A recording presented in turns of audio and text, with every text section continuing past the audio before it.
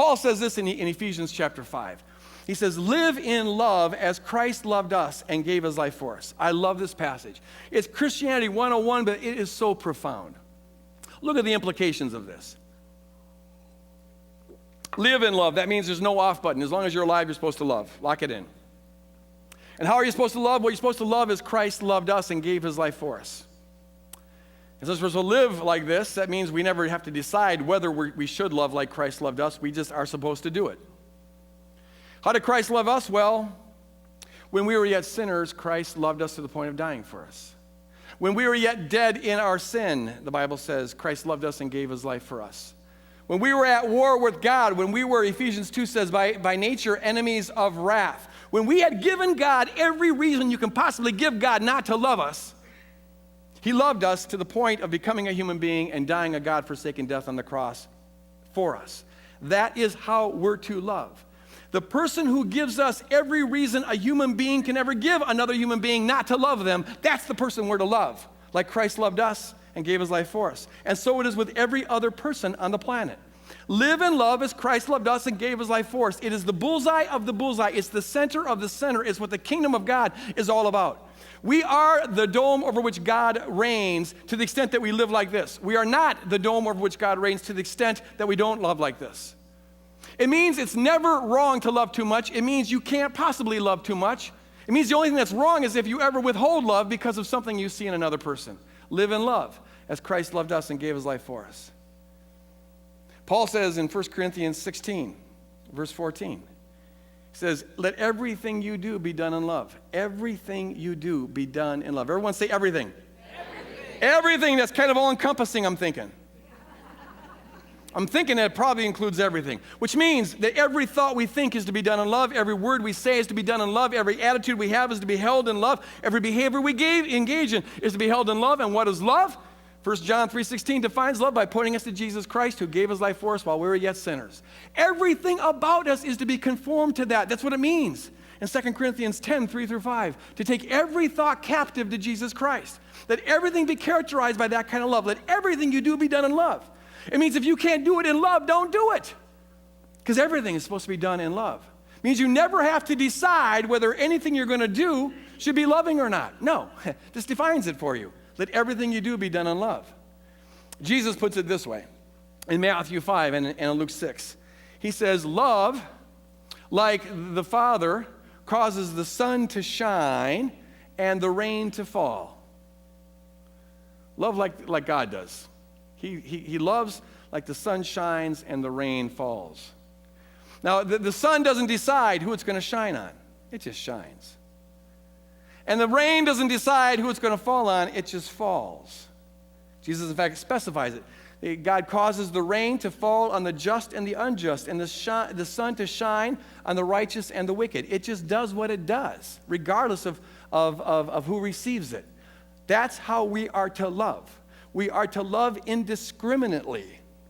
We are to love like the rain falls. We are to love like the sun shines, which means we never have to give a nanosecond of a thought as to whether a person, any person on the planet, deserves our love or not. They do. Because it's not about them. It's about what we're called to do. We're called to love like the rain falls and like the sun shines.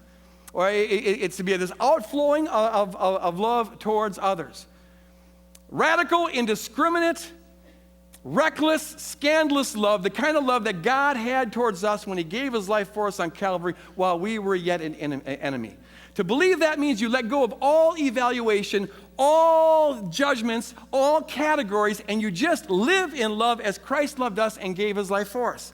It really is that simple. Now, the enemy comes along, the accuser, and says, oh, no way. If you love like that, well, then you're participating in their sin. If you love like that, well, then the world is just going to be going to, excuse the French, but it's going to hell in a handbasket. If you love like that, well, then if you love Osama bin Laden, then you're condoning what he did in America. And if you love the liberals, then you're condoning what they do in America. And if you love the gay people, then you're condoning their lifestyle. And if you love, name whatever category of people you like to hate you want, and the enemy will say, see, if you don't get down on them, take a stand against them, get harsh against them, withhold love from them, well, then you're participating in their evil. So people feel guilty of loving too much. Look, love isn't about what you condone or don't condone. To love somebody doesn't mean you condone everything they do. Hopefully you love yourself, but I'm betting you don't condone everything you do. Am I right? And your best friend, you don't condone everything they do. Now see, the sun doesn't decide whether it condones a person's behavior or not when it decides to shine. It's not about them, it's about the sun. So also, it's not about whether you agree or disagree or anything like that. It's about who you are because of what Jesus has done for you, and your call in life is to love like Jesus Christ loves.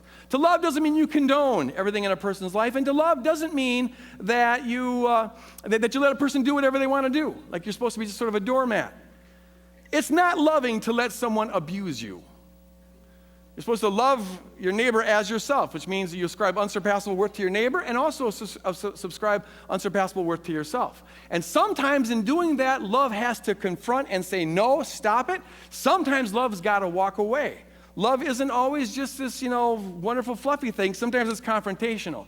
But to live in love does mean that we agree with God with regard to every person we're thinking about or looking at or engaging with, that they have unsurpassable worth because our Creator said so and He's the only one who knows. It means that we seek to conform every thought and every attitude to their unsurpassable worth and to express love in how we think and how we speak and how we engage with them. To live in love means we take this tree of the knowledge of good and evil, this judgment, and we just put it aside.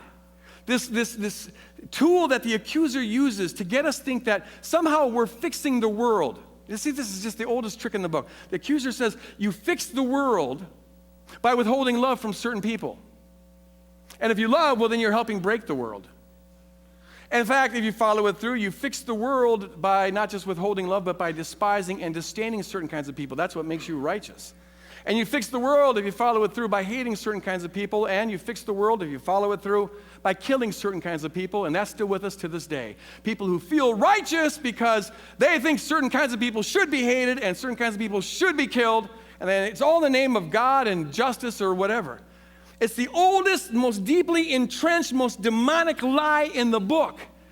All the bloodshed in world history is based on that lie. We, the righteous, if we just kill enough people and hate enough people, we're going to fix the world and the world will be all like us. Well, won't that be wonderful? And it goes on and on and on and on, a bloody, macabre merry-go-round of senselessness. And it's evidence of how deeply embedded the accuser is in our brain that we can't wake up to how futile all that is. To live in love means you take that I can fix the world with my superior wisdom and my superior righteousness, and you let go of it all and you give it to God. Paul says in Romans 12, what an important passage. He says, love your enemy, feed them when they're hungry, give them something to drink when they're thirsty, and leave all vengeance, all retaliation to God. God will run the world. He's pretty good at it. God will fix the world. God will do justice. We can trust God for that. All the breaking in the world is caused by people who are broken trying to fix it. We're called to simply serve the world, love the world, and everybody in the world, to manifest the love that God has towards us, towards every person out there. To live in love means we commit to agreeing with God that every person has unsurpassable worth. It means we let go of the judgment mechanism. And it means we live in service towards others and live to agree with God and express that in how we think and how we speak about them. Do we dare to love like that? Because in all of us, there's a part of our brain that's going, what about? Well, gosh, we need to run the world. We need to fix the world. We got to, and all of that. See, what we don't see is that all of that is a form of idolatry, where we're giving ourselves a sense of life because we're righteous enough to be able to have the ideas that fix the world. We're righteous enough to be not like those people who are further breaking the world. We're giving ourselves life by putting ourselves in the position of God and judging the world. Do we dare to confront the accuser and choose to bless our enemies rather than curse them? And choose to believe, as Paul says love does in 1 Corinthians 13, to believe the best and hope the best for every person out there. To believe that they're in fact doing the best that they can. Do we dare to live in love as Christ has loved us and gave his life for us? Do we dare to have the attitude that Jesus had? Because remember, we're supposed to imitate Jesus, Ephesians 5:1. Imitate. Mimic. When he was dying on the cross, he prayed, Father, forgive them, they know not what they do.